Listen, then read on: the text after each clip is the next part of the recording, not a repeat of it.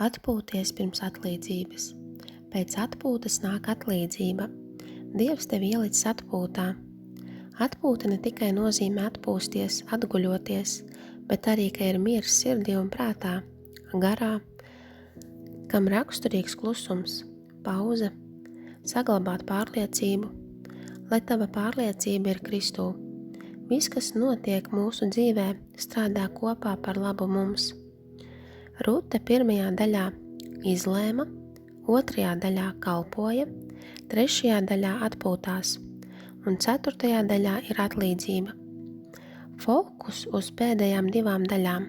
Viņa kalpoja, tad viņai teica atpūsties, un tad atlīdzība. Viņa apprecējās, kļuva stāvoklī. Atpūta ieliek mūsu pozīcijā saņemt. Kamēr atpūties, tu saņem mieru, harmoniju, sirds mieru, nav traucējumu, iekšēji un ārēji. Atpūta veicina dziedināšanu tavā ķermenī. Tev ir jāatpūšās. Nodrošina prāta skaidrību. Atpūšoties nāk brīnišķīgas idejas. Atpūšoties tu atalgo savu ķermeni. Kad Ruta pabeidza kalpot, nākamais, kas viņai bija jādara, bija atpūta. Rute 3.18. Pagaidi, mana meita, līdz kamēr tu dabūsi zināt, kāds būs iznākums, jo tas vīrs nepaliks mierā, bet nokārtos šo lietu drīz.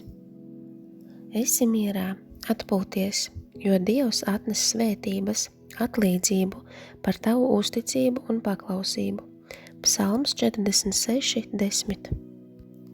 Tas liek kariem mitēties visā pasaulē, kas salauž stopus, kas šķēpus sadauza un bruņas ar uguni sadedzina. Kad esi atpūtas pozīcijā, tu esi saņemšanas pozīcijā saņemt. Atlīdzība ir dota lieta pateicībā par kalpošanu un sasniegumiem.